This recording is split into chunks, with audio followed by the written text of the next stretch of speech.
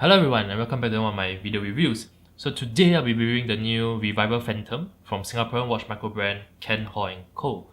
So the integrated bracelet is like all the rage recently, right?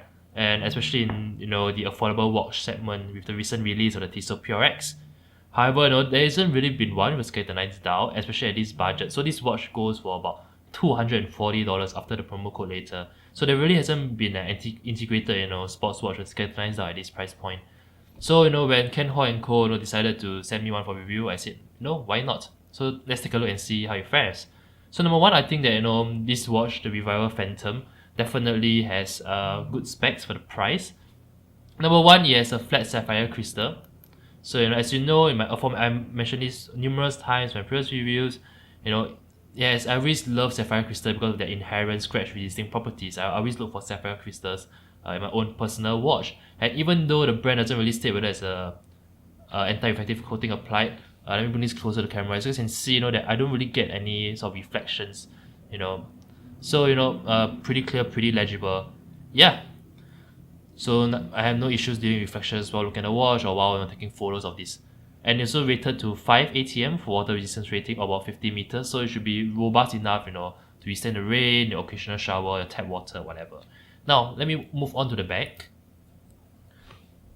Now let me see the camera can focus.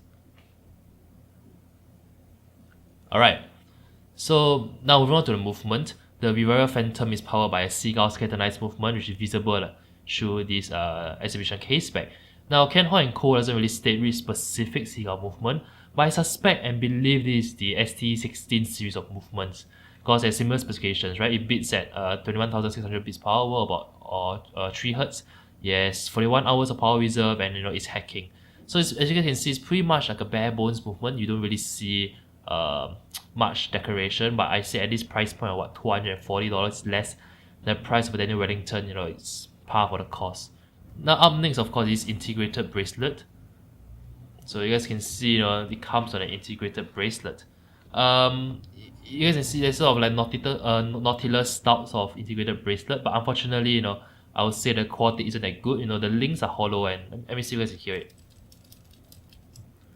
So you guys can hear that there's this like ratty sound to it that is reminiscent of some of the bracelets on some of the cheaper Seiko Fire watches. There isn't any like alternating finishing as well. There's no like polish. I prefer it to have like maybe polished center links or whatever. So the entire bracelet just simply brushed throughout. So yeah, it looks pretty cheap for lack of a better word. And another pet peeve that I had is that even though this bracelet on the Revival Phantom is matte black, right, the clasp itself is stainless steel. So you can see sort of like the stainless steel sort of buttons sticking out, and of course the clasp itself here in stainless steel. I think it's a little detail that they miss. I would definitely have preferred it to be matte black to match the bracelet. I think it results in a mismatched look as a result. It's just a little detail that shows that the watch is still a bit rough around the edges. Last but not least, the watch has Loom as well, even though Ken Ho & Co. doesn't state what kind. Let me just pop out a Loom shot here. That being said, the Loom shot is rather weak, so it's nothing to shout home about. Okay, so the main draw of the Revival Phantom is definitely still its avant-garde design, which brings to mind specifically the Audemars Piguet Royal Oak double balance wheel in black ceramic. The skeletonized, let me bring this closer to the camera so you can see better. The watch skeletonized dial is instantly eye-catching. Like I said, it's reminiscent of those hot horology watches, right? With the skeletonized dial, and you have these applied indices that gives it like a sense of depth. While you can see this straight second hands off just adds a pop of color to the otherwise monochromatic black dial. However, I'm not a biggest fan of these hands. It just looks a tad cheap and out of place in my opinion. That being said, you can see what I love is that because of the skeletonized movement, you can see this balance wheel here just beating away conspicuously, and with the movement itself featuring like a granular sandblasted finishing.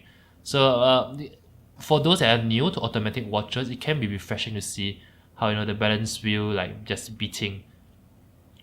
Yeah, it's pretty captivating if I may add.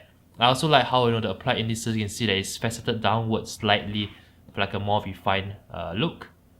Now, like I mentioned, this is immediately reminiscent of the Audemars Piguet double balance wheel. So like the Royal Oak, like the iconic Royal Oak, it also features an octagonal bezel, which is, but without the screws. I think it's a good touch, because if not, it would have been too much of an homage, too close of a copy. And here, you know, I like the bracelet, the bezel is alternating finishing. So you see that it's brushed at the front, but at the side, you know, you see polished sort of faceted sides. So, you know, I like this sort of alternating finishing. It just brings it a little bit of added sophistication and refinement to the watch.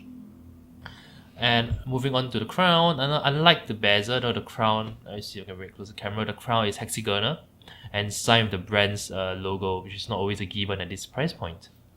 Now let me just put this on the wrist and show you guys how it wears. Okay, now let me do a slow wrist roll. You know, so on the wrist, you know, with a 41mm case diameter, which is coincidentally identical to the aforementioned Audemars Piguet Royal Oak Double Balance Wheel open work, right? The Canhoi & Co. Viva Phantom wears perfectly, you know, on my 7-inch wrist. It's pretty slim, and I had no issues, you know, pairing it, you know, with formal wear or with even t-shirt and jeans. It's just very versatile. The brand doesn't really specify the thickness of the watch, but it's still rather thin. I'll wager it somewhere around 12mm thick, and I found that I had no issues in wearing it under the cuff of a dress shirt.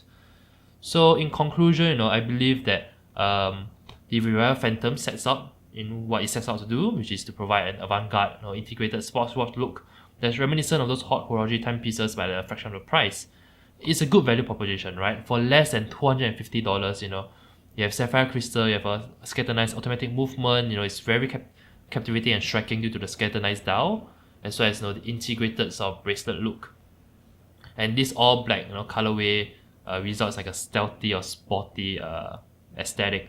That being said, I will still say that it's a bit rough around the edges. You know, you can see the some areas in which corners were cut, right? Namely, the sort of the poor quality bracelet, the mismatched clasps, and of course, you know, some things at the hands as well. So you can see some indications of it being a cheaper watch. I also worried about how the black coating on the Revival Phantom may wear off or may get scratched over time, as is usually the case, you know, with the plated watches or the coated watches. They are on the cheaper end of the spectrum.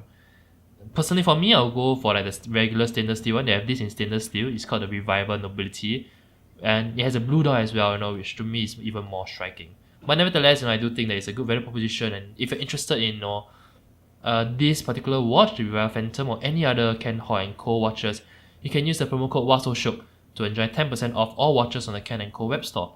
After the discount, the Revival Phantom and its other colorway will only cost just $179 USD, or about 240 Singapore dollars, which makes it possibly, you know, one of the most affordable mechanical integrated sports watch with a skeletonised dial on the market. Alright, and that's it for me for this video review. You know, if you do like this review, do give it a thumbs up, do share, do comment, to subscribe to the channel, and as always, I'll see you guys in my next video. Ciao!